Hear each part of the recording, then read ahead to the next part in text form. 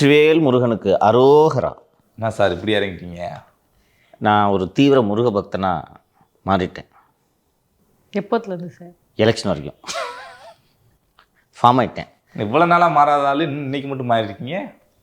நேற்றுலேருந்து நான் அதுவும் குறிப்பாக திருப்பரங்குன்றத்தில் இந்துக்கள் மனது புண்படும்படி திமுக அரசு நடந்து கொண்டதால் அதிலிருந்து முருக பக்தனாக மாறிவிட்டேன். எப்போ சார் இந்துக்கள் மனது புண்படுற மாதிரி அவங்க நடந்துக்கிட்டாங்க?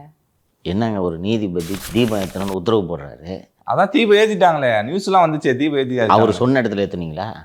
அவர் இந்த மாதிரிலாம் நீங்கள் ஏமாற்றுவீங்கன்னு சொல்லிட்டு தான் இந்த ஜட்ஜே நேராக போய் பார்த்து இந்த இடத்துல ஏற்றுன்னு ஒரு உத்தரவு போட்டிருக்காரு. ஏற்ற விடமாட்டாங்கன்னு சொல்லிட்டு ஒரு 10 CISF பாதுகாப்பு படை வீரர்களை அனுப்பி தீபத்தை ஏற்றுறதுக்கு மனுதாரருக்கு அனுமதி கொடுத்தா 144 தடை சட்டம் போட்டால் இந்துக்களுக்கு எதிரான அரசா இல்லையா? ஏன் சார் 144 தடை சட்டம் போட்டாங்க? இந்துக்களுக்கு எதிரானது அரசுமா அது? இந்துக்கள் அவங்களோட அந்த கார்த்திகை தீபம் பண்டிகையை கொண்டாடுவதை இந்த அரசு விரும்பவில்லை. நான் சொன்னால் நம்ப மாட்டீங்க. நீங்கள் நைனா நாகேந்திரன் சொன்னால் நம்புவீங்களா? என்ன சொல்லியிருக்காரு சார்? ஆன்மீகத்திற்கு எதிரான ஆட்சி, ஒரு சமுதாயத்திற்கு எதிரான ஆட்சி.